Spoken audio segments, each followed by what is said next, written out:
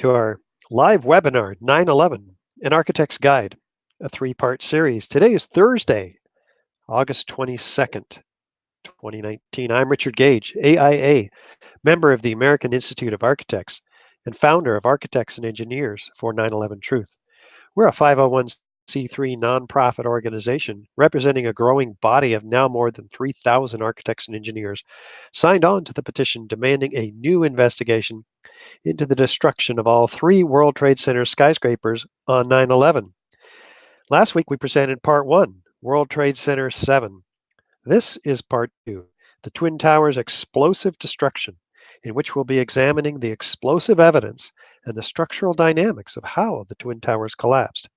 First, let me introduce you to our operations manager, Andy Steele. Hey, Andy. Hello, Richard. Hello, everybody. Thank you for tuning in. I just want to let everyone know that I'm here to help with any technical glitches which do occur from time to time. And also that we'll be happy to take your questions at the end of the course. You just submit them in the questions and information form online at ae911truth.org. So with that said, back to you, Richard. Thank you, Andy. Just so people know something about my background, I was responsible at a San Francisco Bay Area firm here for the construction documents for these $3 and $10 million gymnasiums. More recently, before launching full time onto this important outreach effort, I had similar responsibilities working on this $400 million mixed use project near Las Vegas with 6 blocks of retail, mid rise office space, and parking structure. Altogether, about 1,200 tons of fireproofed steel framing.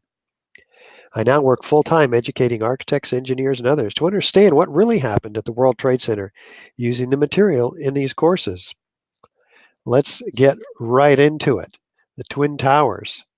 Uh, First, in terms of the design, some called it the crowning achievement of the international style. I'm laughing because others called it, like myself, heartless modernism. Robert Stern, gigantic dumbness, right? You just extrude 12 two squares until they become the highest buildings in the world. Compare that to the beautiful unfolding massing of the Empire State Building, which became the third tallest building after the Twin Towers were built. But we're going to be focusing on some innovations, engineering innovations, elevator innovations too. We have 50,000 occupants in these buildings, and each of the Twin Towers had about 100 elevator cabs to get them to two different sky lobbies, which from there on, completing that 100 elevator cabs got them partway up to the rest of their destination. But the structural engineering was extraordinarily uh, innovative for its time, because prior to this, we had a forest of columns throughout the buildings, like the Empire State Building, uh, creating quite an impediment to the architects and the tenants designing their office planning. With the Twin Towers, they pushed out half the columns to the outside and pulled the others into the core. The exterior columns were these three vertical, 3-story high and horizontal elements, three of them welded and then brought into place and bolted to each other. Very quick erection of these buildings. In the center, we have this tube within a tube. These are 47 massive core columns, solid at the bottom and thinning to only 3/8 inch at the top. Between these two structures was the lightweight steel joists that spanned 35 feet in one side of the building and 60 feet on the other, creating this incredible open office planning in these acre-sized buildings. Take a look. You had not seen anything like this before the Twin Towers, and yet they were sparsely populated. They could not get the occupancy that they needed to make this financially viable, with only 9-foot high ceilings and what some described as a prison with vertical columns every 3 feet 4 inches marching all the way around the building. Compared to what came to be in the 80s, these open, picturesque views that developed like Building 7, for instance, which we got to last week. So this was quite a problem, along with the required maintenance. About 2000, the late 90s, there was bids of $5 billion to upgrade the mechanical, electrical, communication systems in these buildings, and the required asbestos abatement required by the city to comply with federal regulations. We're talking about $10 billion required to upgrade these buildings. They were white elephants, and researchers have put the occupancy rates very, very low. So uh, they were not an attractive investment, although Larry Silverstein came in just 6 weeks prior to 9/11 and did indeed invest um, 125 million of his own money. Some say 15 million to leverage that to a $3 billion purchase of these buildings just 6 weeks prior to 9/11, and he immediately put incredible quantities of terrorist insurance on them and did quite well, walked away with 5.68 billion. But let's set that aside and look at the story that developed that day. On September 11th, we learned that 4 passenger planes were hijacked and taken radically off course. Within an hour, 2 of the... Oops, hold on one second. I've got to make an adjustment here. There we go, and we'll start that over. Here we go. On September 11th, we learned that 4 passenger planes were hijacked and taken radically off course. Within an hour, 2 of the planes had flown into the enormous steel towers of the World Trade Center, creating fires and eventually toppling them.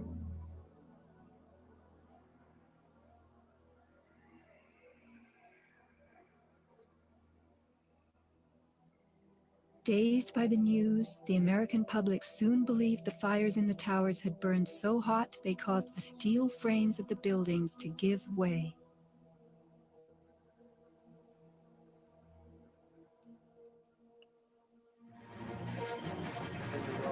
A myth developed, fed by official sources through the media to a bewildered audience.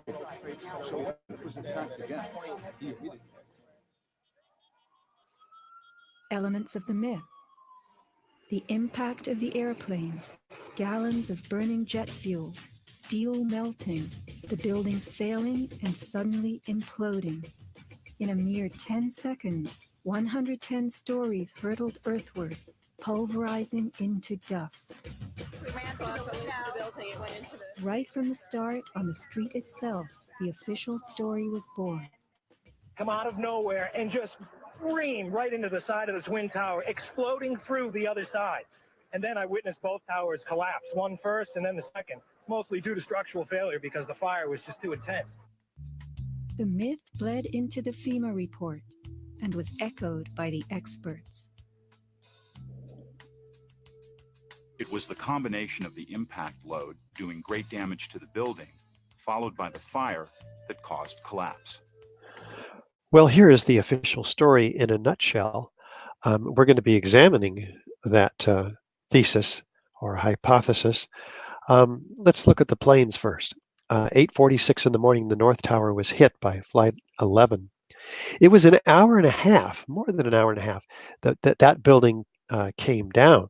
A lot of people associate the incredible explosion of the planes and jet fuel with the immediate destruction of these buildings, but not so.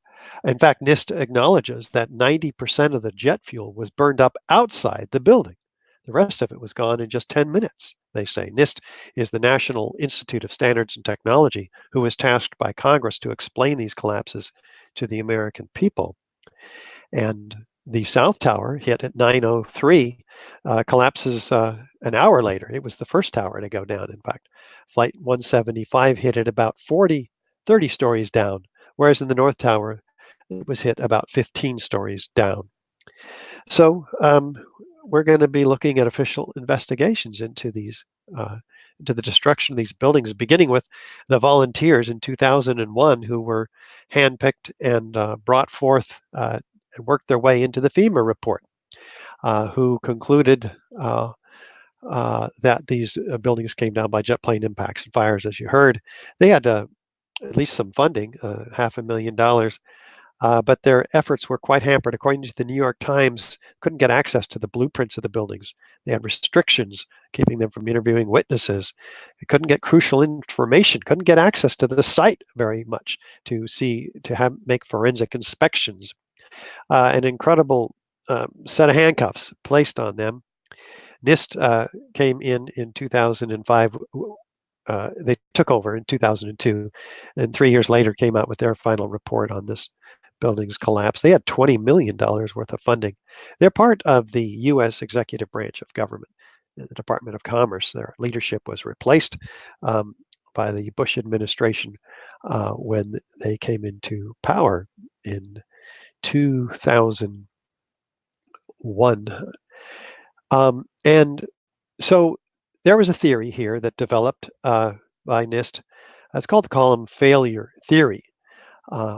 How does it go? We have raging fires under these lightweight steel joists, the fireproofing on which was knocked off or scraped off by the impact of the airplanes, causing them to sag. When they sagged, this pulled in the perimeter columns.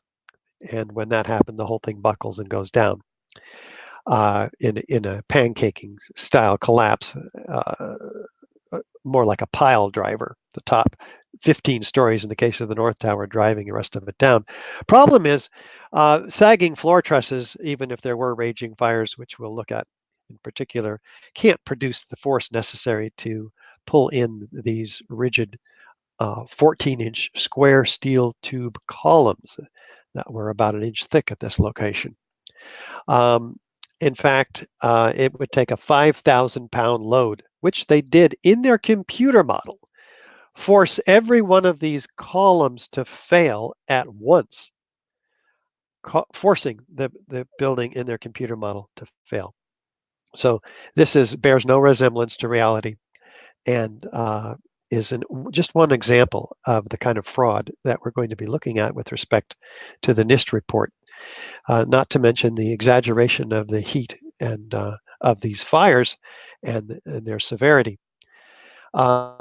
They were diminished, as a matter of fact, at the time of the collapse, indicated by the thick black smoke. These are oxygen-starved fires. And yet, this was about the time of the collapse, right here, when these fires are going out.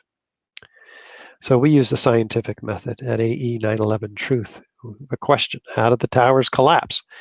Well, we do background research. How have other towers collapsed? We make observations. We do construct a hypothesis. That's our best guess. Was it jet planes that brought these towers down?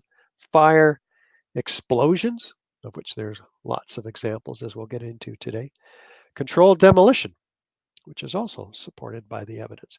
All the rational hypotheses are laid out. We don't exclude them based on our financial or political obligations. This is what the scientific method is about. It's about objectivity. We test after making predictions with these hypotheses. If that's true, what else would be true? We test these predictions with experiments, analyze the results, draw conclusions. If the hypothesis is corroborated, we report the results in an open, transparent manner, so all can build on the body of the work that we're doing. We don't hide the computer input data, for example, as was done, as we saw last week, citing it might jeopardize public safety if we were to release this information. In the Freedom of Information Act request process, that's one of the excuses you can use, and which was used in this case. Wait a minute, doesn't it jeopardize public safety to withhold from the architects and engineers who are tasked with ensuring the public safety, to withhold that vital information so that these computer models can be peer reviewed in an open, transparent process? Well, if the hypothesis is not corroborated, we go back. We construct another hypothesis or more. Start the process over again until we have a corroborated hypothesis. So we'll begin with some background research. Forces that destroy buildings, like fire. Never destroyed a high rise before, but not before 9/11. And we have an organic process that, say, in a wood frame building where the structure itself is combustible, uh, they certainly can and do collapse. It's an organic process, though, because the fire burns out in one area in about 20 or 30 minutes. All that fuel is gone, especially in a steel frame high rise. And then the fire moves on looking for fresh new fuel sources. So when buildings fall due to fire, they fall in stages. It's a sequence. They fall over. There's a set of delays. It doesn't all just collapse at once. Uh, Los Angeles, another example, 1988, 3.5 hours burning over 5 floors, no collapse. Philadelphia, 18 hours over 8 floors, no collapse. Caracas, Venezuela, 17 hours over 26 floors, no collapse. Well, let's look at some buildings that did collapse due to natural causes, in this case, earthquakes. We have a building that falls over to the path of least resistance. Its columns and beams, though, are generally not separated all one from another. The concrete is not pulverized to a fine powder. We have a building that's certainly mangled, but it clearly resembles at least what was a building.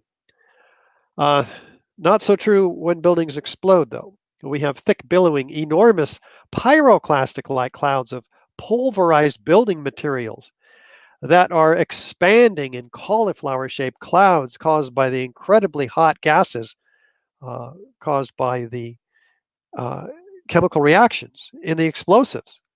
If you have this set of features with a solidly defined edge, you know you have explosions, especially when you have witnesses that hear sounds of explosions. They see flashes of light. These features indicate explosions. Now, explosions can be harnessed quite effectively to bring down high rise buildings, as you see in this series of controlled demolitions. There's only a handful of experts across the country who can accomplish this. It's a very scientific process. You place thousands of cutter charges against the columns and beams in the building, precise locations, and you set them off in a synchronistically timed fashion so that the result is a set of features that we're all familiar with, for instance, from the old hotels in Las Vegas like these. They're kind of hypnotic to watch. Let's look at that set of features. Well, we have a sudden onset of destruction uh, from the explosives. We have a straight down symmetrical collapse into the building's footprint. We have a patterned removal of column supports. That's how you get the straight down symmetrical collapse. A free fall acceleration. The building's falling as fast as a bowling ball often, or near free fall, through the path of what was the greatest resistance, resulting in the total dismemberment of the structural steel frame. We have limited damage to adjacent structures, feature number 6. That's one of the goals of controlled demolition. Feature 7, patterned explosions and flashes of light heard and seen by witnesses. Broken up concrete floors. You don't want to have to go into a controlled demolition and use a jackhammer at all unsafe angles of flooring after this thing comes down. So you break them up with explosives. And therefore, we have explosive charges visible at many of the floors. These are isolated explosive ejections called squibs in the controlled demolition industry. Feature 10, chemical evidence of explosive devices left behind or residue. If you have these features, you know you have direct evidence of destruction with explosives. Fire doesn't create any one of these features, let alone all of them. Fires cause structures to collapse asymmetrically with gradual deformations following the path of least resistance. Not even in China. 44-story building, 2009, Beijing, completely engulfed from top to bottom. Did it come down? No. Before on the left, after on the right. Slightly toasted around the edges. The building is remodeled and put back into use, just like all the other high rise building fires that we've had before 9/11. How about Building 5? If there was any of these World Trade Center buildings that was due to collapse, due to fire, you'd think it'd be this one, which is indeed fully engulfed in flames. Did it collapse? No. Mid-rise, high-rise, fireproofed steel frame structures don't collapse due to fires. Not ever in history. Why not? Well, the steel conducts that heat away from the source, keeping that steel from ever getting to be 1200 degrees Fahrenheit, at which temperature it can lose half of its strength. That's the temperature of the hottest office fires. So we fireproof these buildings with cementitious fireproofing, 2 hours on the beams, 3 hours on the columns to keep that building intact for that length of time so those people can get out of there. Far greater quantity of time than the fire can even burn in any given area of the building. So that's why we don't have steel frames, fireproof skyscrapers coming down before 9/11 due to fire. Non-combustible buildings. Yep. Not only in England with the Grenfell Tower do you have combustible materials made out of the cladding in that case, plastic. We don't do that here in this country, and we keep our tenants from bringing in fuel loads that are not appropriate for high-rise fires. And of course, we sprinkler just to make sure none of this ever can be a problem by fire. Of course, in the Twin Towers, the sprinklers are said to have been damaged by the airplane impacts. Anyway, they didn't work. And so, with additional circumstantial corroborative evidence that can be very helpful, like government documentation, foreknowledge, because you need approvals to do controlled demolitions. You don't just do this in an afternoon. So we often have foreknowledge of the destruction as well, and experts agreeing, hey, that's a controlled demolition. At least those experts who are not swayed by financial or political obligations. And video documentation. All of this can be proof of controlled demolition, which proof we're going to apply now to the Twin Towers, beginning with, is there a sudden onset of destruction at the location of the jet plane impacts? Let's take a look at the North Tower. It's standing still, and all of a sudden, it's in complete uniform downward motion without any hesitation. How about the South Tower? It's standing still, and all of a sudden, it's in complete uniform downward acceleration. No jolt, no hesitation, no indication that there's an impact of any kind. We'll be looking at this in more detail later. Number 2, do we have patterned explosions and flashes of light heard and seen by witnesses? Let's go to the oral history of the first responders because the New York City Fire Commissioner, Thomas von Essen, collected 500 firefighters to 12,000 pages of testimony, the oral recordings from these in order to preserve the account before they were reshaped by a collective memory. And we didn't know about these until 2005 when the New York Court State of Appeals forced the city to release this to the New York Times.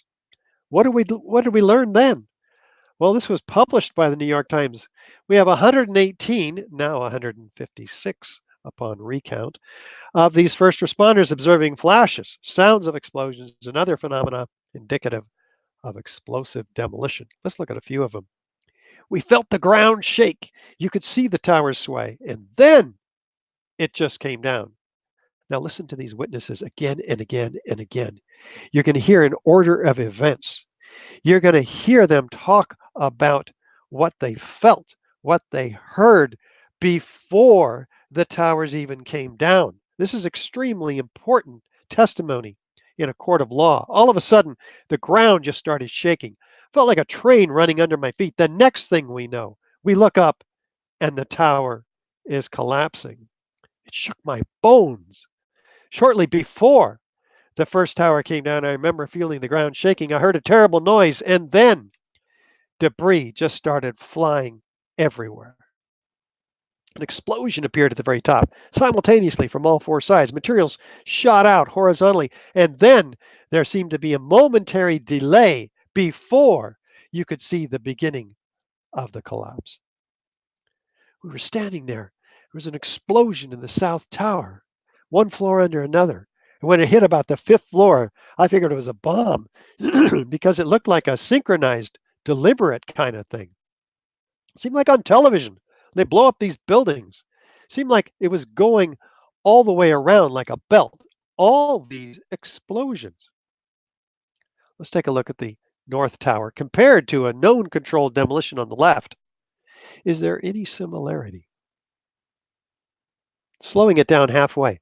Is there enough similarity to warrant an investigation into the possible use of explosives, especially since it doesn't even look like a destruction by fire, since it looks exactly like a controlled demolition, especially since fire, the official cause of this building's collapse, has never brought down a skyscraper in history. This is an unprecedented event. Controlled demolition or explosions should have been the first hypothesis, if not the only one. But it was relegated to a series of frequently asked questions published only years later.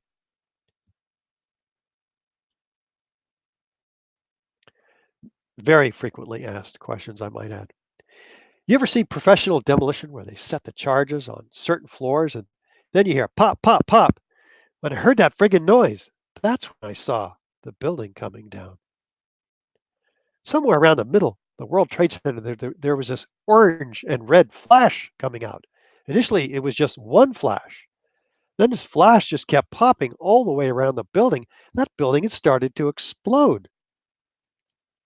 Saw a number of brief light sources being emitted from inside the building between floors 10 and 15. Saw about 6 of these brief flashes accompanied by a crackling sound before the tower collapsed. I saw low-level flashes. I saw flash, flash, flash, and then it looked like the building came down. The building was blowing out on all four sides. We actually heard the pops. You know, you heard the pops of the building. With each popping sound, it was initially an orange, and then a red flash came out of the building. Then it would just go all the way around the building on both sides. Let's take a look at the South Tower and compare it to a known controlled demolition on the left. Is there any similarity? Again, is there enough similarity to warrant an investigation into the possible use of explosives, especially since it looks exactly like a controlled demolition with a sudden, smooth, symmetrical, not symmetrical, but sudden, smooth, and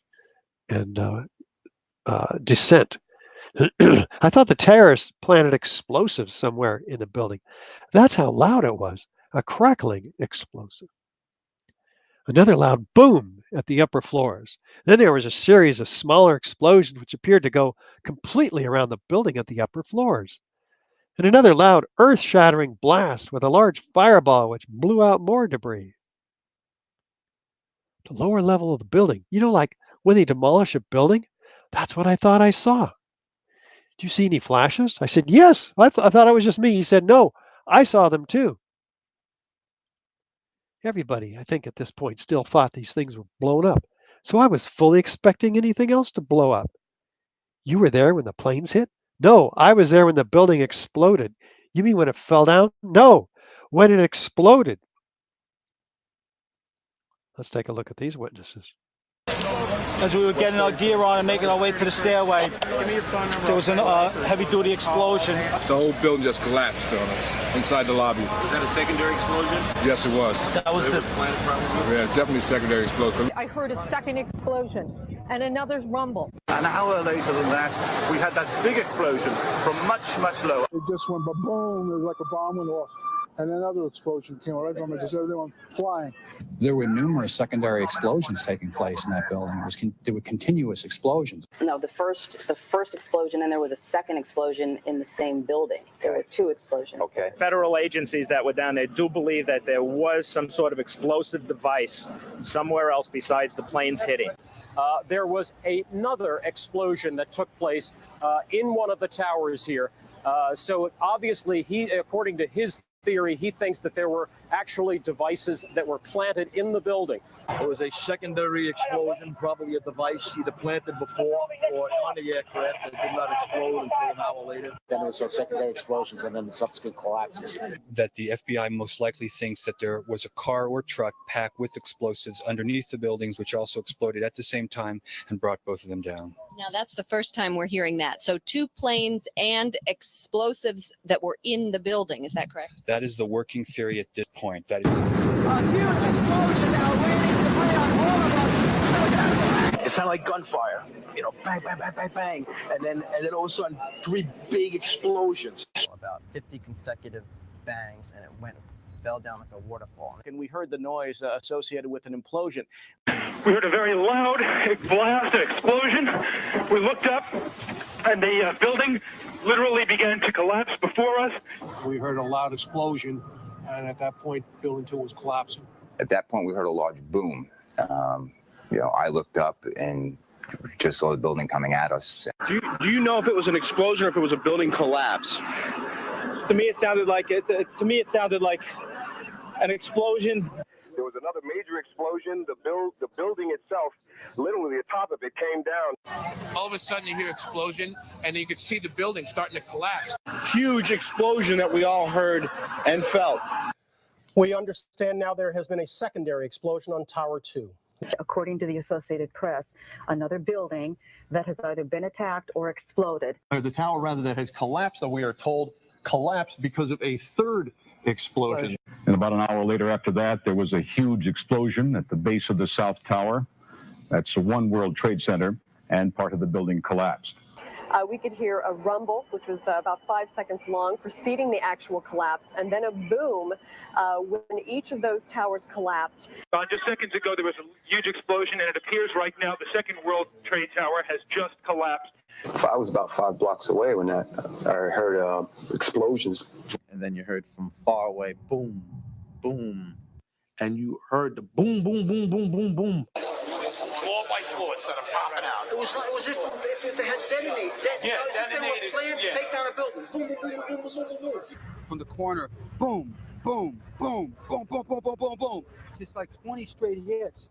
And as the bombs were going, people just started running. And I sat there and watched a few of them explode, and it just started going pop. It just started going boom, boom, boom, boom, boom. And he goes, how fast? I go, like firecrackers. Like firecrackers. How many of these?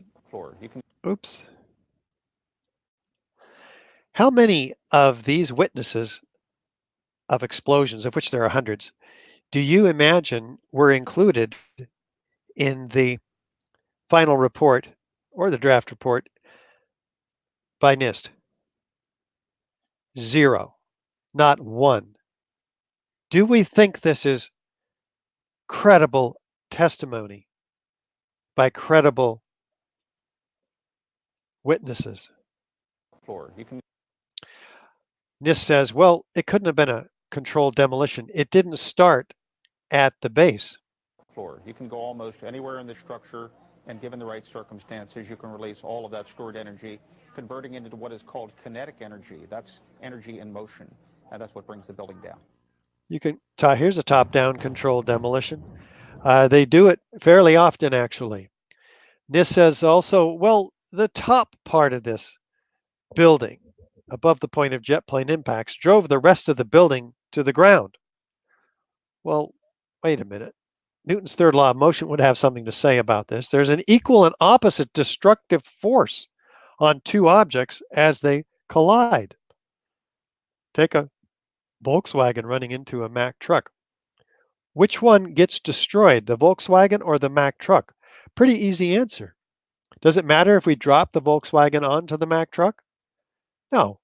The Volkswagen will be completely destroyed by the time any significant portion of the Mack truck is destroyed. The top, lighter, weaker part of a structure can't possibly destroy the cold, hard, intact steel below. Because that's what NIST is claiming here, that this lightest part it drove the rest of the building down to the ground, completely destroying it, and then destroyed itself. It's called the crush down, crush up theory. But look what it has to crush. At the top, it's just very light, but at the bottom, it gets these core columns get heavier and heavier and heavier until they're virtually solid steel at the base. Zdenek Bazant came up with this theory just 2 days after 9/11. He's from Chicago Northwestern University. He submitted it in the Journal of Engineering Mechanics, a very complex, obfuscating set of structural theories that remain the basis of NIST's column failure today. I don't know what he was doing the 2 days after 9/11, but the rest of us were in shock and looking at the news and finding out what was trying to happen. So this crush down, crush up theory of his actually uses correct formulas. Unfortunately, the input data is falsified. There are 6 key errors. Obfuscation. It's extremely difficult to critique. Structural engineers have been trained to dig into it. But when they do, they find that there's a complete vanishing story. In other words, Bazant eliminates 12-foot tall columns, 280 of them, so that he can develop a free fall and then an impact on the structure below. Just eliminates the whole story. He doubles the mass up above. He decreases the column strength below by more than 3 times. He decreases the velocity loss that would be due to law of conservation of momentum, which would have caused noticeable deceleration. And he completely ignores the column reserve strength built into these columns. 3 times stronger than they needed to be, these interior columns, 5 times the exterior columns. So the results are that the energy of the falling mass is rendered 4 times greater. The energy of the absorption capacity capability is 3 times less below. So the whole thing is rigged 12-1 in favor of a collapse. So in actuality, the energy absorption capacity was 3 times greater and would have stopped, as you can see in this analysis by David Chandler. The downward movement would have stopped. 0 after 2 seconds, 0 movement additional, because of the incredible strength that it's meeting below. But when you look at the videos, Chandler measures what happens. It falls at near free fall acceleration. And that's what Bazant used to back engineer his theory here. It's complete fraud. So these are refuted by engineers. And American Society of Civil Engineering journals refused to correct this fraudulent paper because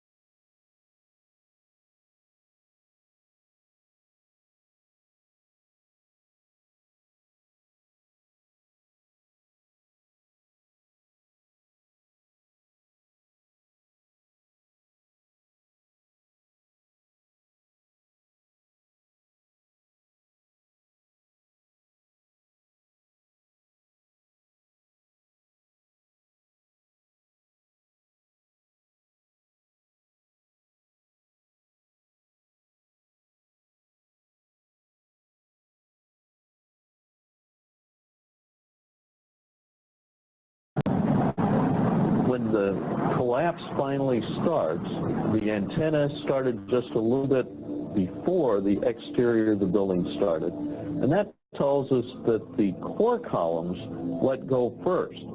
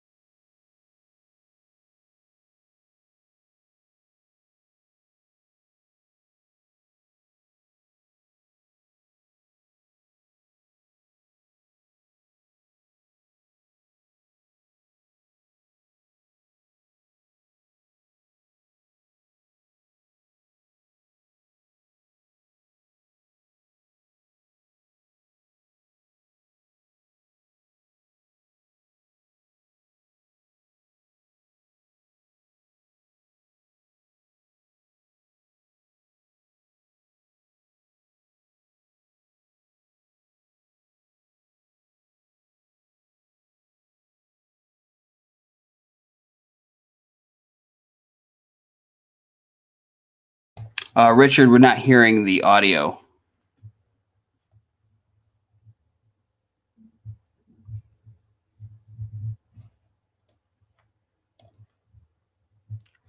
Richard, we're not hearing your audio right now.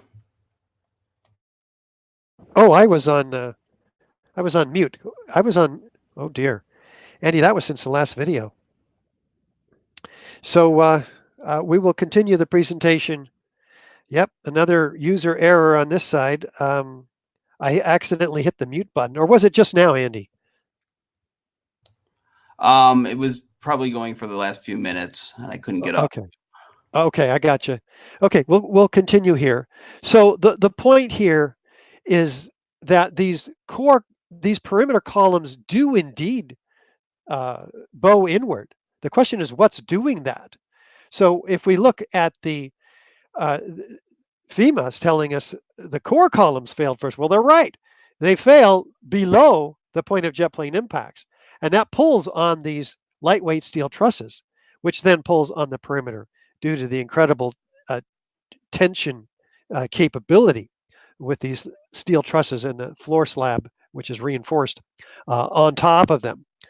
So that's what's really going on here. In fact, you can see that again right here in this view where we stop and notice here like the firefighters described, like a belt all the way around the building.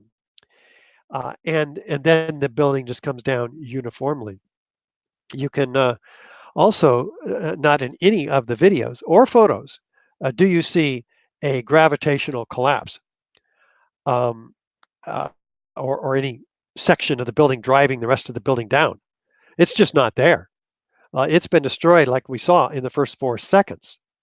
So this whole official theory is completely refuted by just the videos themselves, including this video, which shows a remaining section of core columns standing for about 10 seconds after the collapse of the building. If this was a top-down gravitational pile driving collapse, such as NIST claims, it would have crushed all of these core columns. They wouldn't still be standing. So this was a different kind of a collapse. Does it even look like a collapse to you, or does it look like a series of thousands of explosions? Not unlike the volcanic eruption in the Tongan Sea in 2009, with outward arching streamers, laterally freely flying structural steel sections trailing thick white smoke clouds, which we'll get to next week in part 3 of this series. Does it look like a gravitational collapse at all to you? Let's check out the symmetry here. Is it straight down? Well, maybe it's straight enough. It's not in this case. The controlled demolitions can be brought down any way they want. In this case, the building is upper portion of the south tower is falling off of its center. So we have this 22 degrees and falling off of its center. So we have asymmetrical loading from this top section of 30 floors of building, which is falling off of its center. We have asymmetrical damage from the airplanes, asymmetrical damage from the fires. So how do we get complete symmetrical destruction all the way down the building, given all that asymmetry up above? And what are we looking at here? Take a close-up look and tell me what you're seeing in the questions and answers field that Andy was talking about on our website at ae911truth.org. Is it more like hundreds of explosions going off in this leading edge of this controlled demolition with squibs or isolated explosive ejections even below those? Where is the gravitational collapse? And here, from another view on the lower right, same set of explosions. And notice the material. The explosions are rapidly traveling down the sides of this building almost as fast as the freely falling steel sections. In other words, it's accelerating. We'll come back to that point. The building is 200 feet in diameter, but the debris is 12 to 1400 and even more in diameter, well outside the footprint of the building, extending past the World Trade Center complex boundary itself, completely destroying the winter gardens on the left side here, where the frame is completely broken up. Most all of it is outside the footprint you see here of the building, cut up. And by the way, if 100,000 tons of steel framing in each of these buildings is distributed outside the footprint up to 600 yards feet away, let me ask you this. What's left to crush the building?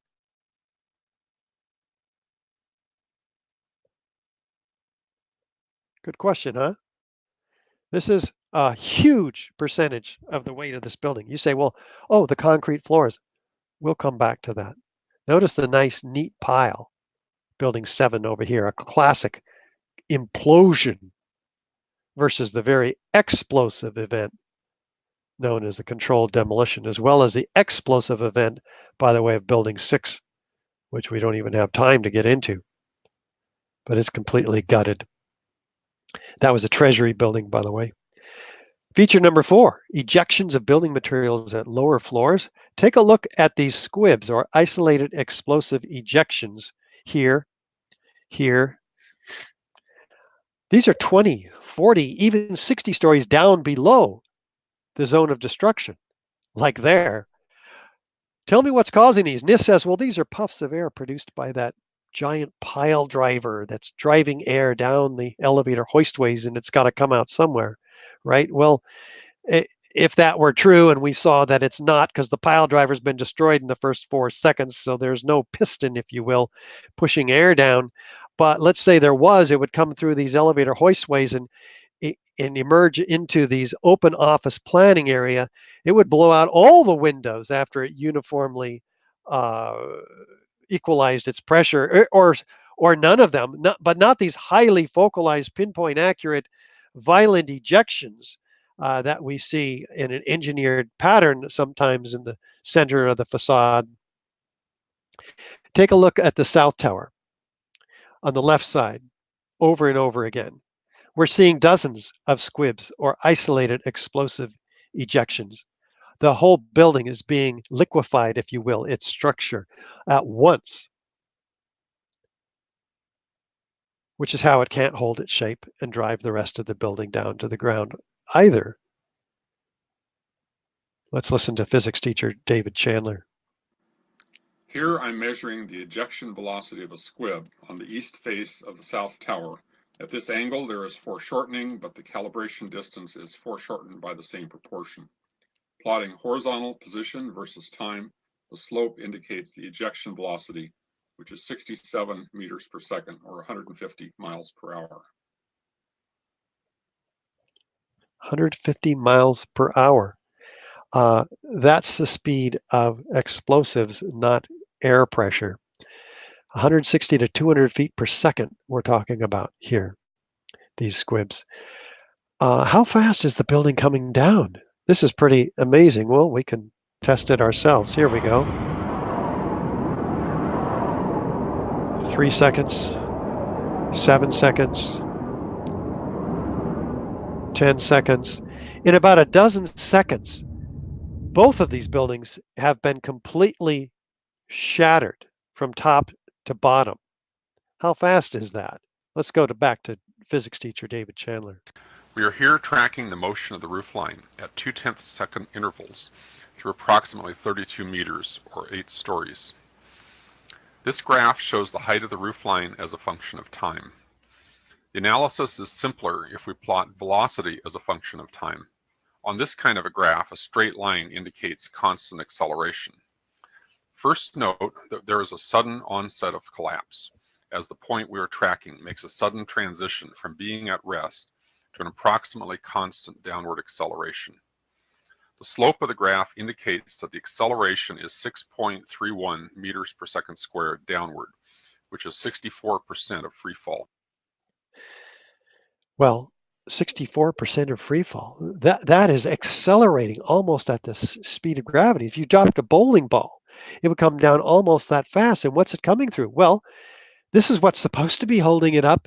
100,000 tons of structural steel. There's more steel on the facade here than glass. And yet it's as if it's not even there. Look at it this way. On the left, we take a section of the North Tower, 15 stories, and we hold it up with this giant crane over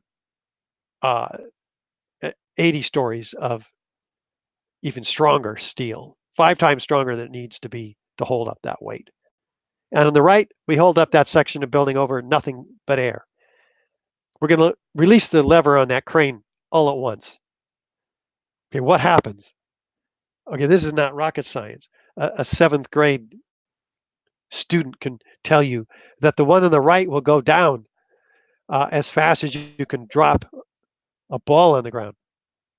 The one on the left is going to impact. It's going to hesitate. It's going to jolt. And if it ever gets to the ground at all, it probably won't, right? So this is not difficult. Let's look at it another way by Massimo Mizuko in September 11th, New Pearl Harbor. Something of this kind is what we should have seen when the top section of the towers collapsed onto the lower one. The upper and lower sections should have mutually destroyed each other until all the energy is dissipated and the system comes to a rest. Alternatively, as shown in this experiment with 2 towers made of snow, the top section could have fallen off to the side after the initial collapse. What could not have happened is this. A little tiny chunk of the building can't possibly fall and crush the entire structure below it. This is such a simple, fundamental concept that architects and engineers were astonished in seeing it totally ignored by NIST. This is high school physics, and our whole society is being led to believe that these fundamental laws of physics, hard science, don't apply anymore. But they do. In fact, that's why we have a report from Zudolinski, Zambodi, and Johns submitted, in this case, to the Multi-Science Publishing. And it was published. So finally, we've got an organization willing to publish some misunderstandings related to the World Trade Center collapse analysis. That's putting it lightly. But we still are filing an ethics complaint against the American Society of Civil Engineers.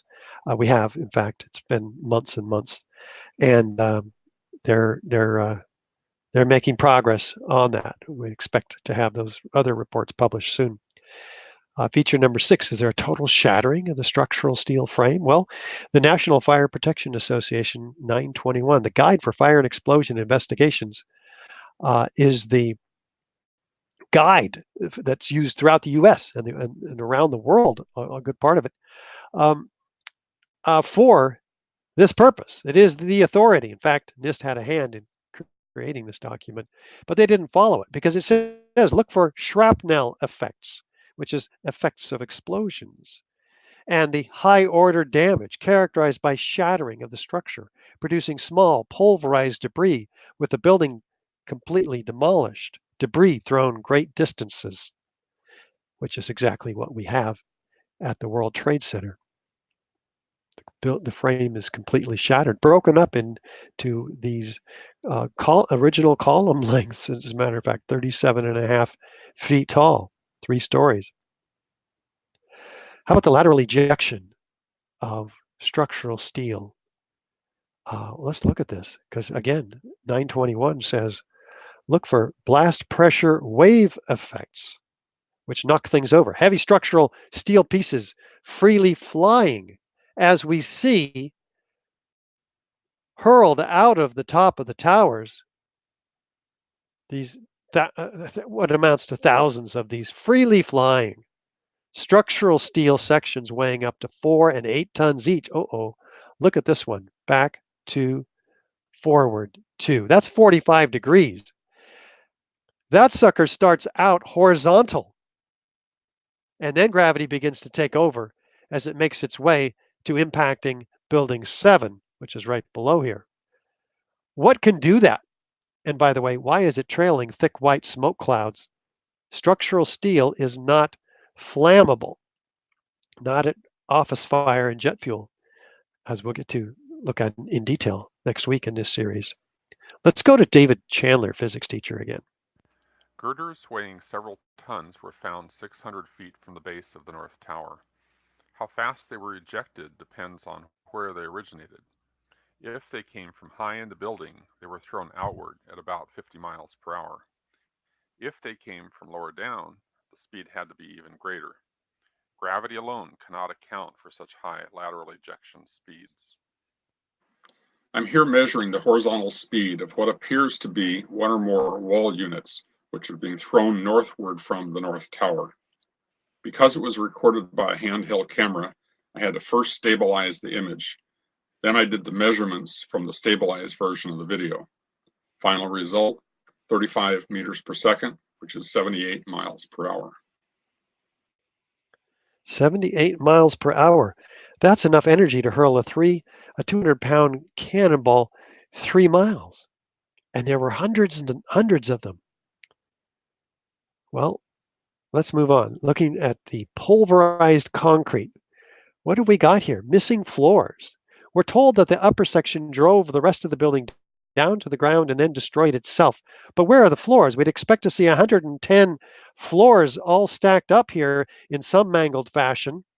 But what do we see? These are an acre in size each. On the left, the Twin Towers, no stacked up floors. On the right, a real gravitational collapse, stacked up floors. Where'd they go? Oh, here they are. Pulverized in midair. Every photograph, every video shows the same thing. 90,000 tons of concrete missing in the dust, in the aftermath at the base of the towers. It's pulverized to 100 micron particles average, according to the analysis by the USGS, US Geological Survey. The concrete covers downtown Lower Manhattan in a 3-inch blanket of very, very fine dust, 30% of which in many samples is in fact concrete. That's where your concrete is. Let's go to the governor of New York. We'll do that next time. And He says, from river to river, covered with pulverized concrete. Where's the concrete? He's saying.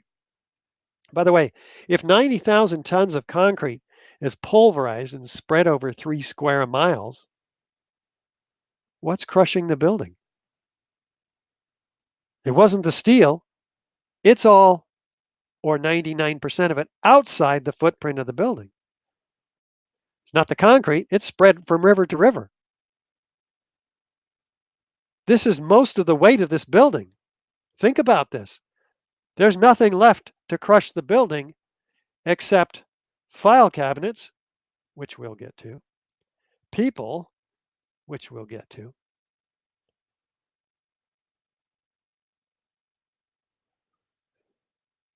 and there's not much else. And you see, Oh, there's here no he is. concrete. There's very little concrete. All you see is aluminum and steel.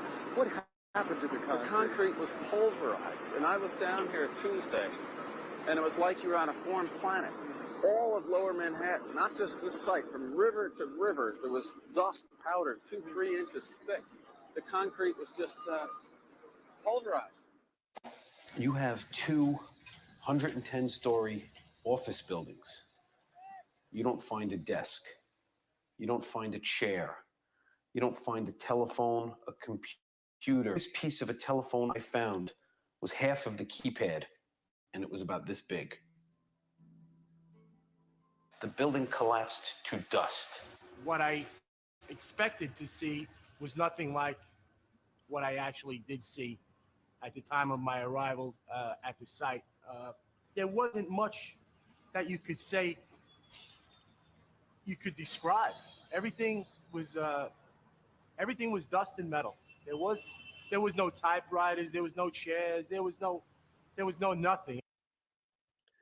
Well, there were some file cabinets, probably about 10,000 of them, but this is the only one that they could find. It was highlighted in a PBS show. It survived because it was in the basement in an ice cream store. Where did 10,000 steel file cabinets go?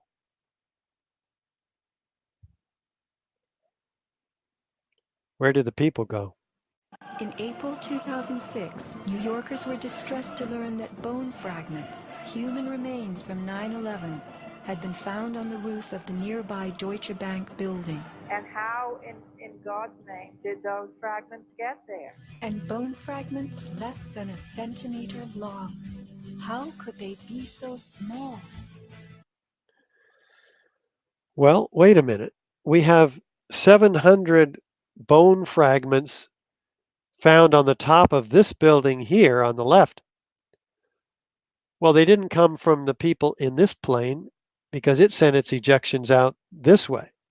They didn't come from the people in this plane because those ejections were blocked by World Trade Center 2 from hitting the Deutsche Bank building at all. So where did they come from? Many were from firefighters, the red ones. So wait a minute. The firefighters weren't in the building at the time of the collapse. Well, they were, but they weren't in the planes, certainly. And so they're not from the people in the planes. There were 2,749 victims, but only 300 whole bodies were found. 20,000 pieces of bodies altogether. 6,000 of them were small enough to fit into a test tube. And yet 200 pieces matched to a single person. But still, 1,151 victims remain completely unaccounted for.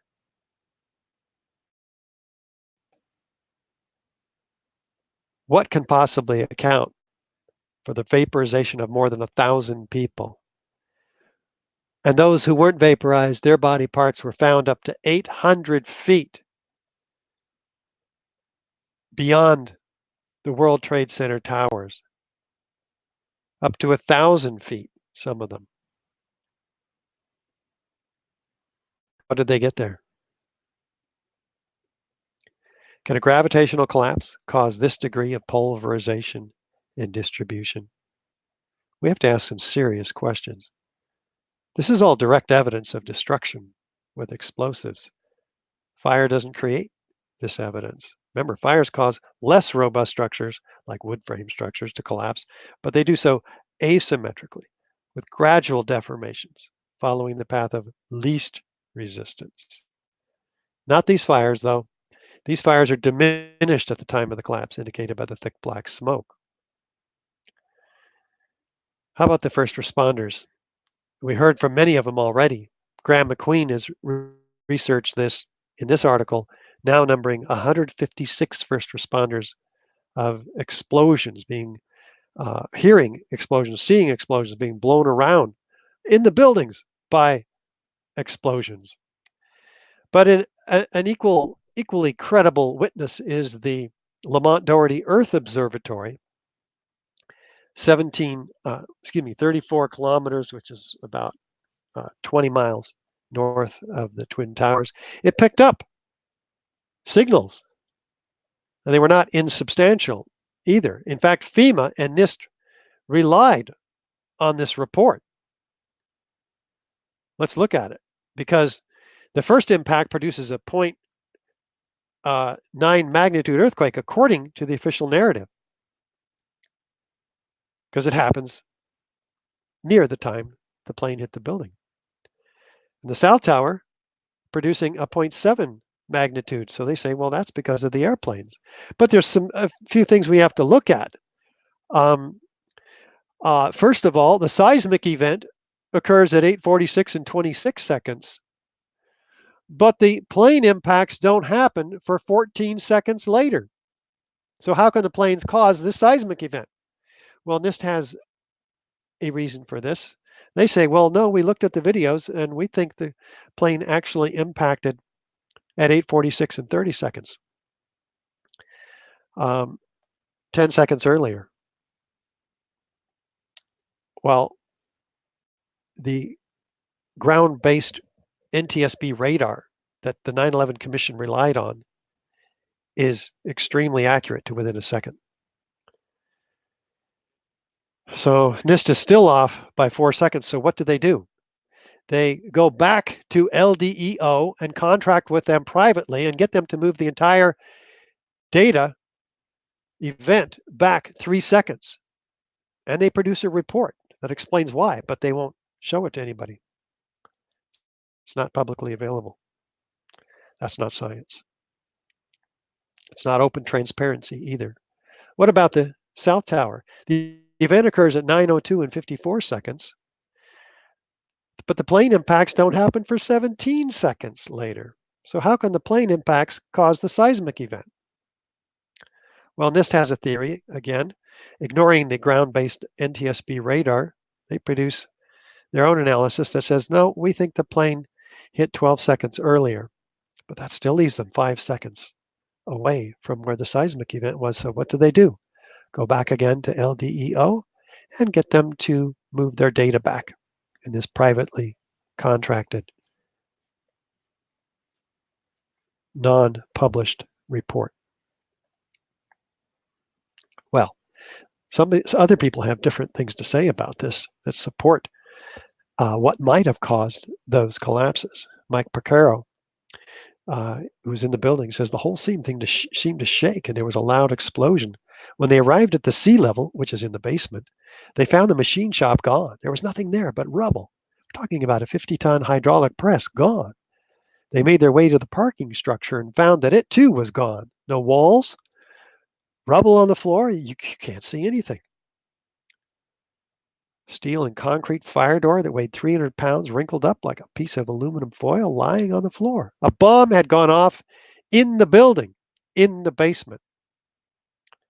That's corroborated by many others, including William Rodriguez, who heard the bomb in the basement before he heard the plane up above.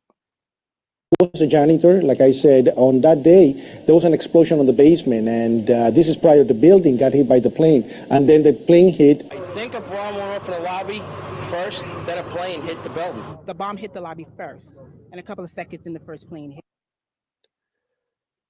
Well, let's bring in applied geophysics expert Andre Rousseau into this equation, author of more than 50 published papers on progressive mechanical waves and geology, who says the frequency of the Raleigh waves attributed by LDEO, Lamont Doherty Earth Observatory, were on the order of only 1 hertz, 1 cycle per second.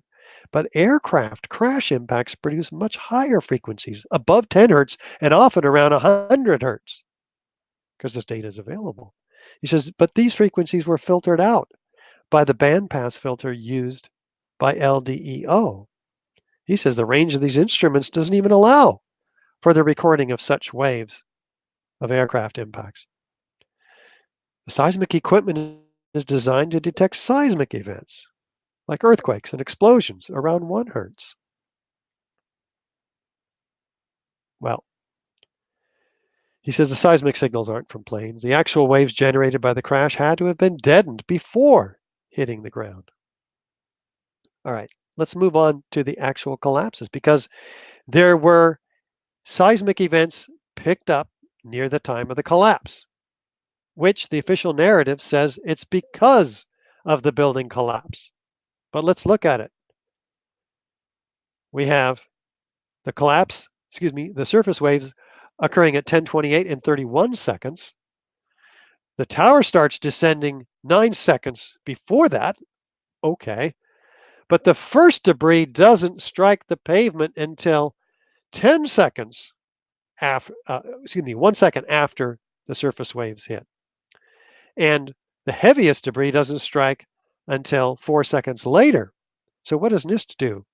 They privately contract with LDEO yet once again in a non-published report and get them to move back their data 3 seconds. So that's not science. Completely ignoring, by the way, and LDEO as well, completely ignoring the well-defined P wave and S wave that you see here occurring prior to the start of the tower's descent, corroborating the firefighters' testimony where they heard explosions before the collapse. Oops, wrong way. 4 seconds before the collapse in this case. Explosions could be causing those.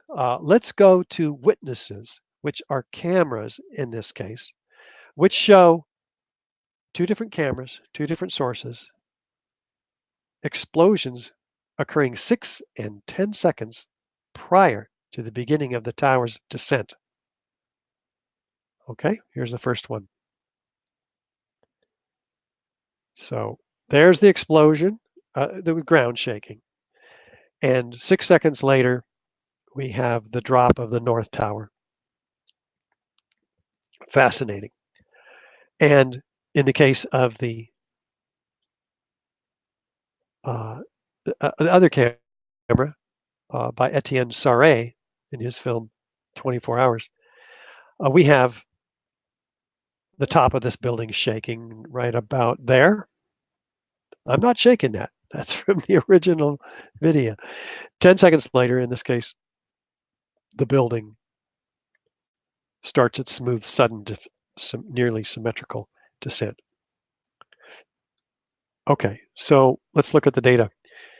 On the South Tower, the start of the start of the seismic event, 9:59 and 04 seconds, and it's 5 seconds before that the tower starts to collapse. Okay, but the first debris doesn't even start hitting the ground until 7 seconds after the start of the seismic event.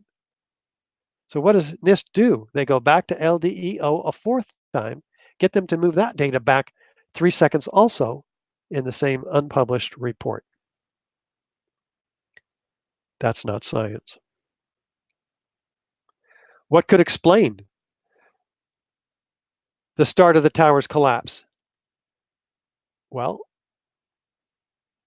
let's look at another camera that shakes, documented by Graham McQueen in 2009, 3 seconds prior to the start of the tower's collapse. did the earth shake before the tower hit the ground? Okay, this one's more subtle. Look for the camera shaking right there. And these are tripod mounted cameras on the ground. And then the tower comes down about 6 seconds later. So the official narrative says, hey, this shaking is due to the seismic signals.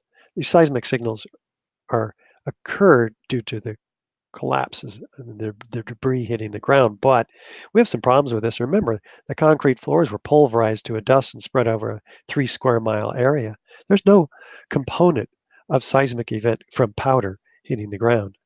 The steel frames are shattered to individual wall units, peppering the ground one at a time. 4 to 8 tons each is all. They don't hit the ground, but over a period of 15 seconds, and they don't even hit the ground. They hit a 7-story concrete basement structure, insulating further those seismic waves from reaching LDEO.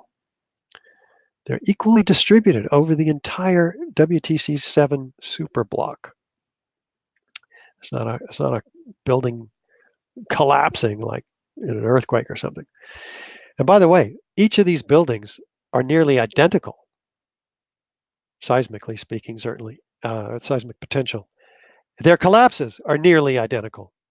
So how can one produce a 1.6 times greater energy than the other? South Tower producing 2.1 only versus the North Tower producing a 2.3. That's 1.6 times the energy in this logarithmic scale that seismic energy is plotted on. So that makes no sense. So Andre Rousseau in 2012 cites identical buildings and nearly identical collapses can't possibly produce seismic events of extremely different energy releases on order of an order of magnitude. Well, all of this has been summarized in the Consensus 9/11 project, the 9/11 best evidence. So you can see this. Great summary, point TT7. Why did the Twin Towers collapse? Produced by Elizabeth Woodworth and David Ray Griffin. And some people say, well, gosh, that doesn't make any sense. You've got, 200,000 ton building collapsing on the ground, and it should have given us much bigger evidence, much bigger seismic event than the Seattle Kingdom, which was only 2 or 3 or 4 stories. Well, this is not comparing apples to oranges at all. We already saw why the Twin Towers didn't produce a massive seismic event. In the case of the Twin Towers, you have a 25,000 ton concrete roof which falls all at once on the ground, producing a 2.3 magnitude. So you got to compare apples to apples if you're going to talk like that. So these incredible resources are available to you online to back up this report here. Let's look at the data from the FEMA and NIST reports. We already looked at the FEMA report. The NIST report, and they had $20 million, and their effort, they were tasked by Congress to determine how and why World Trade Center 1 and 2 collapsed, and how and why 7 collapsed, which we looked at last week. But they have their own objective. It's hidden in footnote 13 on page 82. Look, the focus of the investigation was on the sequence of events from the instant of aircraft impact to the initiation of collapse for each tower. For brevity in this report, we'll call this the probable collapse sequence, although it doesn't actually include the structural behavior of the tower after the conditions for collapse initiation were reached. Wait a minute. You spent $20 million in 3 years, and you didn't actually calculate the ability of the cold, hard, intact structure below to resist this falling mass, we'll call it, impacting mass, we'll call it. Why not? Engineers do this every day for a living. We have 10,000 pages in this report, and only a half a page on the events following collapse initiation. Well, what do they say in that half page? The structure below the level of collapse initiation offered minimal resistance. The large building mass far exceeded the capacity of the intact structure below to absorb it. came down essentially in free fall. All this, by the way, is in a footnote. The floors below were unable to arrest the moving mass. This is not analysis. It's not calculations. It's not what structural engineers do. It's mere speculation based on looking at the videos and trying to come up with an answer to a question that everybody's asking. How could these towers have come down? But it's not an answer. In fact, it's a pre-collapse report. Should have been called the final report on the initiation of the collapse of the World Trade Center towers. No collapse analysis whatsoever. So we submit a request for correction, which you can do in federal reports like this. And they write back and say, we were unable to provide a full explanation of the total collapse of the Twin Towers. Yeah, you were unable to provide any analysis whatsoever, apparently. They also write back and say, NIST found no corroborating evidence to suggest that explosives were used. Oh, well, a year later, they write, NIST did not test for the presence of explosive residue. Wait a minute. You can't find what you're not looking for. Why didn't you look for it, given all this evidence? What do the experts say? At least those experts without a financial or political obligation to skew their objective opinions. Like William Rice, the prevailing theory would have us believe that each of the Twin Towers inexplicably collapsed upon itself, crushing all 287 massive columns on each floor, while maintaining a near free-fall acceleration, as if the 80,000 or more tons of supporting structural steel framework underneath didn't even exist. David Scott, structural engineer. Near free-fall collapse violates laws of physics. Fire-induced collapse is not consistent with observed collapse mode. Scott Granger, fire protection engineer. All three collapses were very uniform in nature. Natural collapses, due to unplanned events, are not uniform. New Mexico tech expert Van Romero. Explosive devices caused the collapse of both towers, too methodical to be a chance result of airplanes colliding with structures. After the airplanes hit the World Trade Center, there were some explosive devices inside the buildings that caused the towers to collapse. Now, he wanted to keep his job, presumably, so he's retracted all of this. But this is what he said originally, as did Mathis Levy, who later joined the FEMA team. If you've seen many of the managed demolitions where they implode a building and they cause it essentially to fall vertically because they cause all of the vertical columns to fail simultaneously. That's exactly what it looked like, and that's what happened. And that's what he retracted also. Ronald Hamburger. It appeared to me that charges had been placed in the building. This is a very well-known structural engineer. Upon learning that no bombs had been detonated, I was very surprised. Oh, how did he learn that no bombs had been detonated? We have hundreds of witnesses of bombs being detonated. Mike Taylor, Executive Director, National Association of Demolition Contractors. The collapse of the World Trade Center towers looked like a classic controlled demolition. Andre Rousseau, geophysics experts. Even if the plane impacts and the fall of the debris from the towers onto the ground could have generated seismic waves, their magnitude would have been insufficient to be recorded 34 kilometers away. It's 20 miles. And should have been very similar in the two cases to one another. They were not. Controlled demolition is confirmed and demonstrated. What about the evidence? Surely the evidence was protected.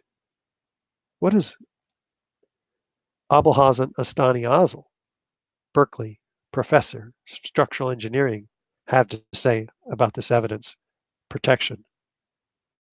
After 9/11, we realized that Port Authority of New York and New Jersey has sent all the steel that we need to study. That's why I'm here to study steel. Has sent all the steel to the recycling plant to go to China for recycling. For what? For 15 cents a pound. Just nothing. And all the evidence of steel went to melting pot. All the evidence of the steel went to the melting pot, to China for recycling, prompting Bill Manning, editor-in-chief of Fire Engineering magazine, to say crucial evidence that can answer many questions is on the slow boat to China, showing an astounding ignorance of government officials to the value of a thorough scientific investigation. The destruction and removal of evidence must stop immediately. But it wasn't. In easily the largest and most perplexing structural failures in history, 400 truckloads a day were assembled to remove the steel before investigators could get their hands on it to do a proper investigation. This is the illegal destruction of evidence in a crime scene, prompting many, most perhaps, actually by show of hands, 95 to 100% of participants in our presentations around the world to call for a new investigation based on the support of the hypothesis for controlled demolition. Because we have all 8 key characteristic and some very non-characteristic features of controlled demolition, which amounts to direct evidence of destruction with explosives.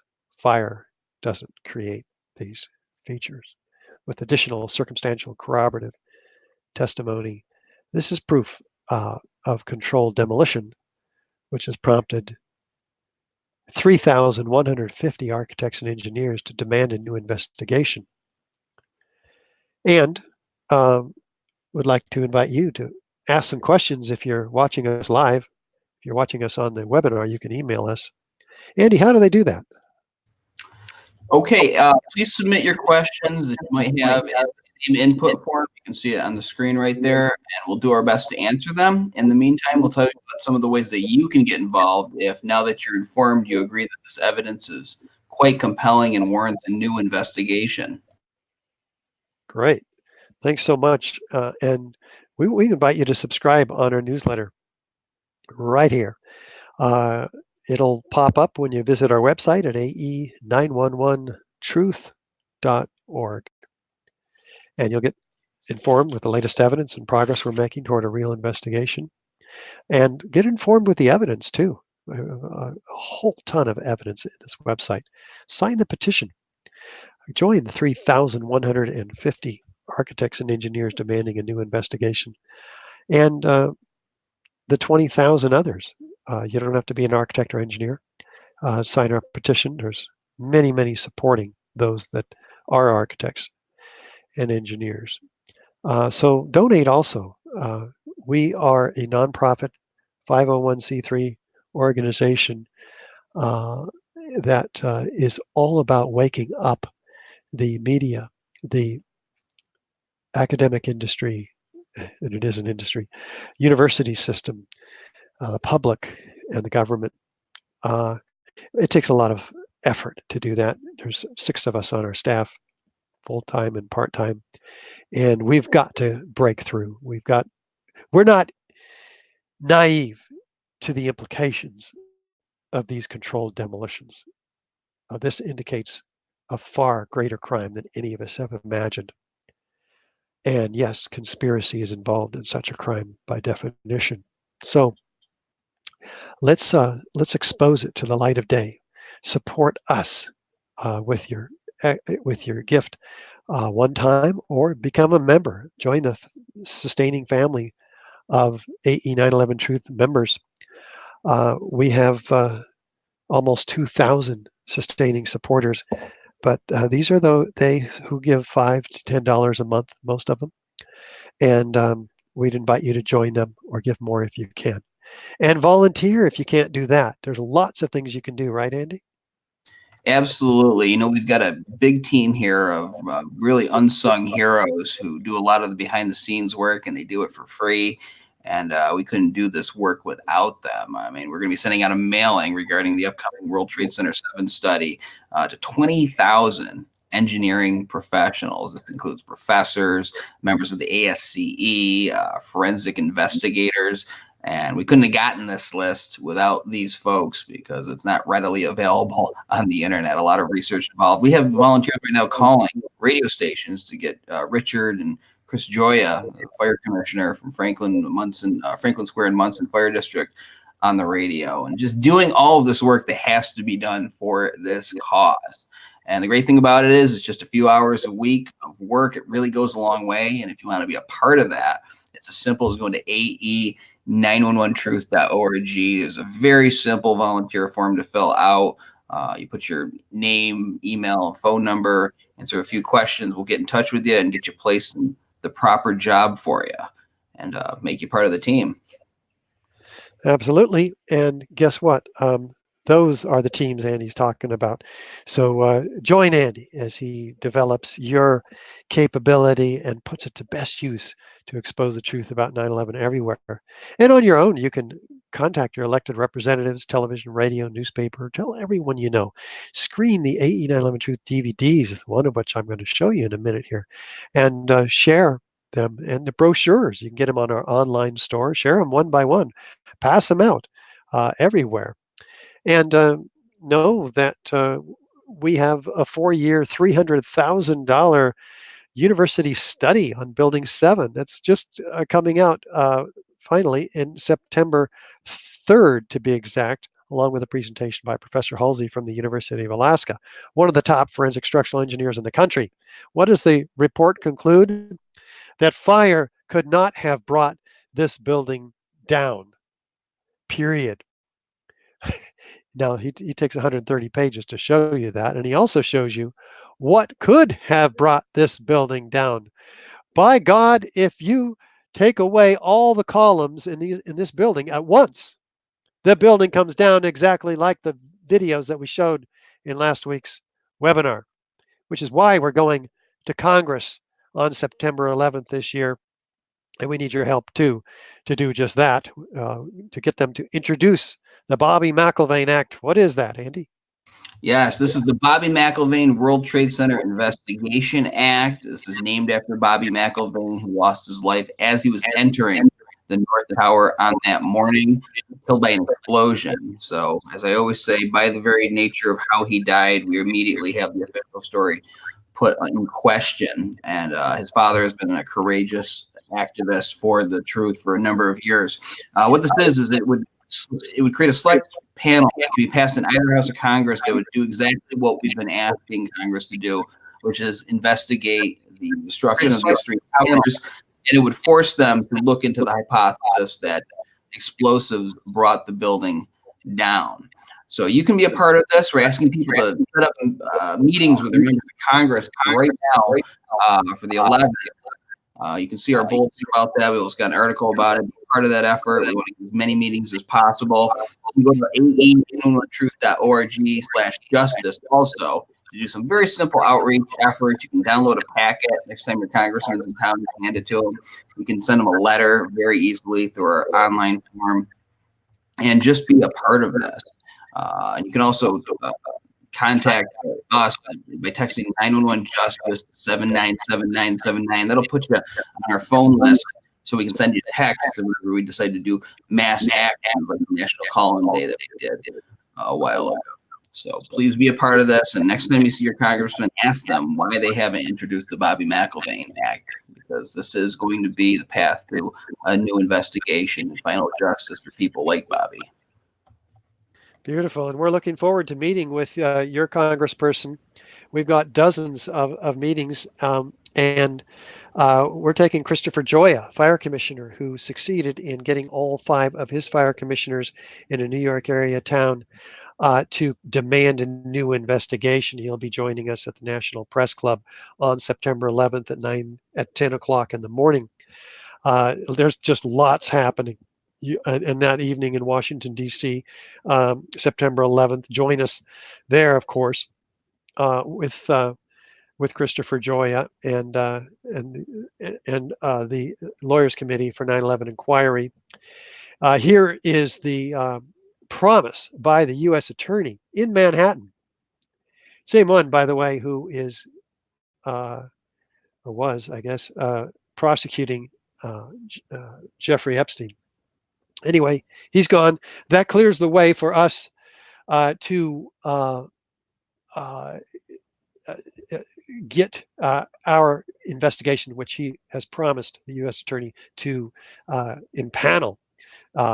This is the evidence that you've been seeing all day today. It will be in front of a grand jury. Imagine their jaws dropping as they see what you have just seen. Because of the work of the Lawyers Committee for 9/11 Inquiry, Mick Harrison, Dave Meiswinkle, and the rest have worked very hard for that, as well as the submission of a lawsuit on our behalf, which is proving, is forcing the FBI to submit the evidence that we have given them about the World Trade Center destruction, particularly the thermite paper. They actually said, hey, this DVDs that we gave them also is 9/11 Blueprint for Truth. It's backed by thorough research and analysis. They even say that. Well, they were obligated to present that to the 2015 9/11 Review Commission of Congress, and they didn't. So this lawsuit forces them to do just that. And that evidence is included in this 50-page booklet by AE 9/11 Truth on the evidence that you've been seeing and will be seeing in this webinar series. Now, here's just a taste of that documentary I was referring to. You want to take this to all of your friends. Have a listen.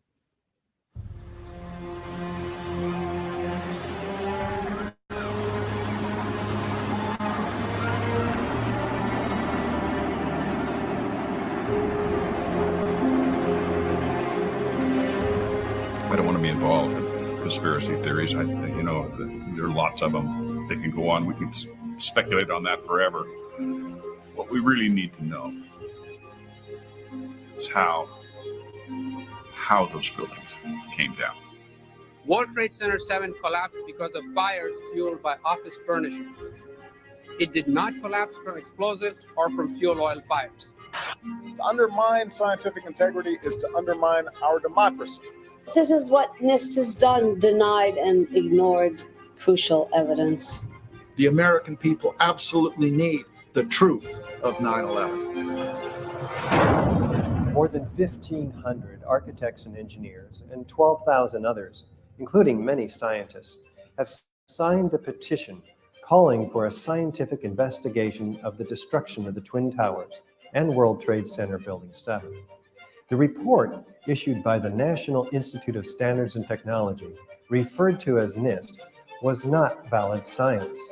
They're talking about a single columnar collapse or failure that resulted in a total collapse of the building. Building number 7 descended in free fall for the first 100 feet, which means that there was absolutely no resistance to the descent whatsoever. So all of the columns really needed to be severed at the same time. The symmetry is the smoking gun. NIST has admitted it went into free fall for 8 stories. You don't need to be an engineer or an architect to see what happened to those buildings. Dit is controlled demolition. Zeker weten. Zeker weten. What I saw, it was a classic implosion. The center of the core, the penthouse area, starts to move first, and then the building follows along with it. NIST excluded the documents from FEMA in Appendix C that documented the evidence of melting steel. In an office fire, you cannot generate enough heat to melt steel. There were these iron microspheres present in all of the dust samples. They needed to have been formed in extremely high temperatures. All the characteristics of the microspheres, along with what I see in the attack of the beams that were actually found, tell me that thermite was involved. In the dust, what we have found is a modern version of thermite, which we call nanothermite. NIST concedes that they found no evidence for explosives. So then we asked them, well, did you look? And they said, no, we did not look for explosives or residues of explosives. And in fact, the evidence is over with. These red-grade crystals are very high temperature incendiaries. And we have watched as scientific integrity has been undermined and scientific research politicized in an effort to advance predetermined ideological agendas. If this is a crime, I think everybody agrees it's a crime. Evidence was removed from the scene of the crime. You can't do science when you are deprived of the evidence and when your hypothesis is the least valid instead of the most likely. When the most likely hypothesis in the case of Building 7 wasn't even mentioned. This is not science.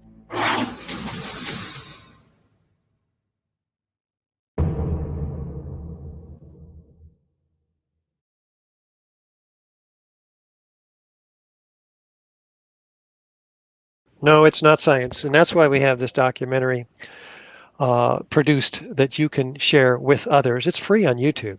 Just send people the link. Everybody you know, every architect and engineer you can find, your representatives, media representatives locally. Get the word out. Don't hold this information yourself. These are our courses that you can also take yourself on our site.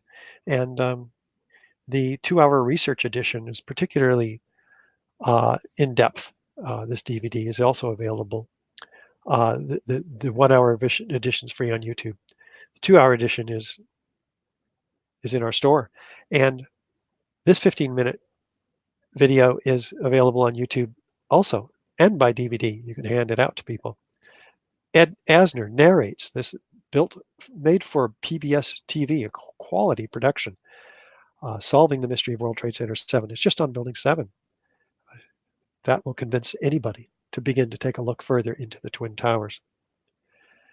So, Andy, I'm guessing we might have some questions.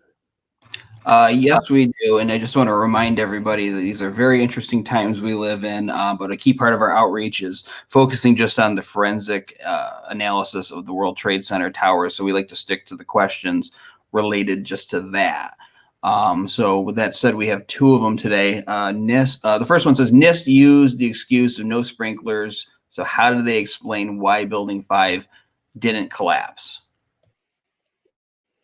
Well, yeah, the sprinklers, they say, were the mains were damaged by the collapse of the Twin Towers. To Building 7. And I don't know if those mains served Building 5. They may have, and presumably that would be, we don't know if the sprinklers were actually working or not. Maybe they were working. Maybe the sprinkler mains that served Building 5 came from a different area than those that were damaged when the Twin Towers came down. And so Building 5, which is that mid-rise World Trade Center building that we showed you, was completely engulfed in fire and should have come down, whether or not those, if any steel frame high-rise was going to come down due to fire, we would have expected it to be that one, and it didn't. Andy, you have any other thoughts on Building 5?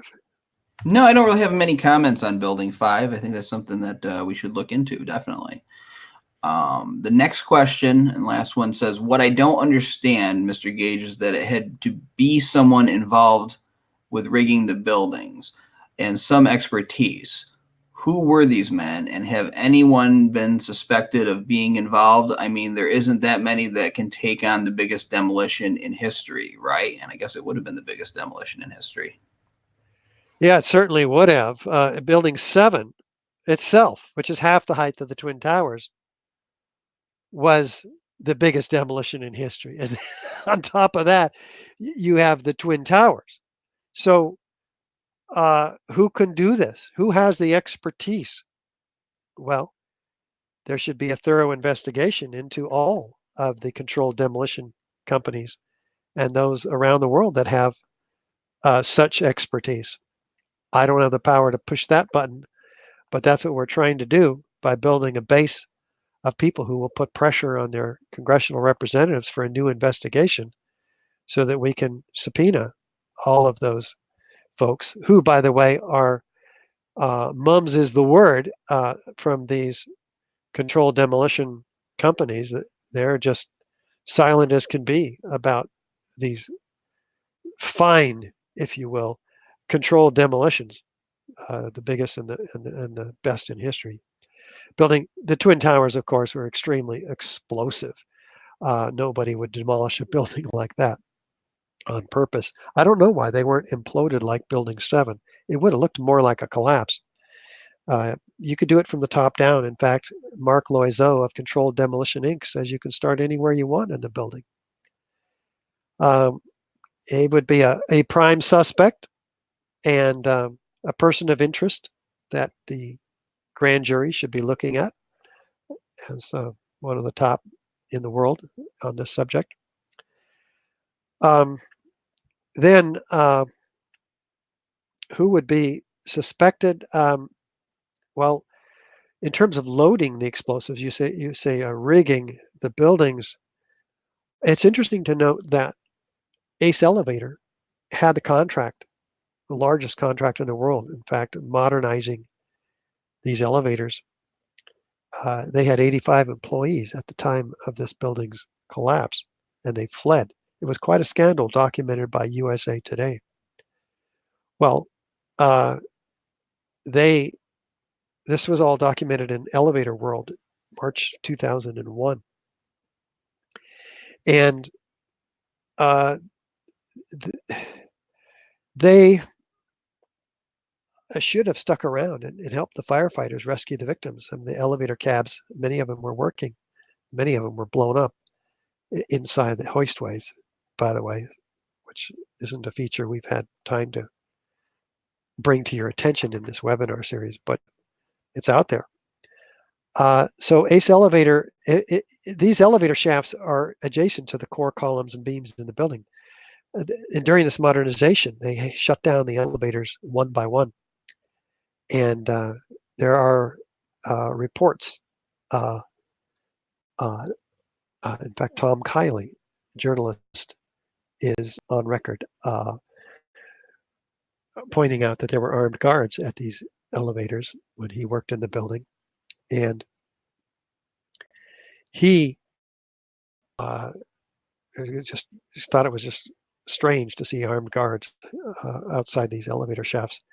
Well, this could have been an undercover operation giving access to the core columns and beams in the building, but to the explosives loaders. I mean, Ace Elevator came out of nowhere to get this contract, beating out Otis, who was a national company who put the elevators in the buildings and had been maintaining them for the life of these two buildings. And so we certainly want an investigation of Ace Elevator, who, by the way, immediately after 9/11 went into bankruptcy and reemerged, reorganized later. So this kind of research really does need to be done. But it's not our task. Our task is to show you the forensic evidence of the destruction of these buildings. And we've done that today with respect to the explosive destruction of the building and the sudden near freefall collapse, the explosions and witnesses of explosions, high velocity lateral ejections, the shattering of the steel frame and the midair pulverization of the concrete, leaving nothing left to crush this building. So we're going to scoot on next week on Thursday, 1 o'clock Pacific, to look at the Twin Towers and extreme heat, looking at the high-rise fires in a little more detail. Pyroclastic-like clouds of pulverized concrete, an incredible heat source expanding 10 times the volume of the building in 30 seconds. Molten steel and iron pouring out of the South Tower, all over pools of this material, all over huge meteorites, they call them, being pulled out, fused molten iron and melted concrete. We're going to be looking at these previously molten iron microspheres, which the USGS documented but couldn't identify an origin of. But R.J. Lee saying they're formed during the event. And the finding, of course, of thermite and nanothermite by scientists and in this molten iron, the byproduct of thermite. So an extraordinary review of the extreme heat at the Twin Towers and Building 7 next week. So I hope you'll join us. And then in September, Thursday, the first Thursday in September, we start over again, the series Part 1, World Trade Center Building 7. We hope you join us. And until then, we've loved having you here and want to thank Andy very much for helping out today, and all of you who asked the questions and joined us. Spread it around. Like us. I mean, like the YouTube video, and do what you can to share it with your friends. Thanks so much. We'll see you next week. Bye-bye.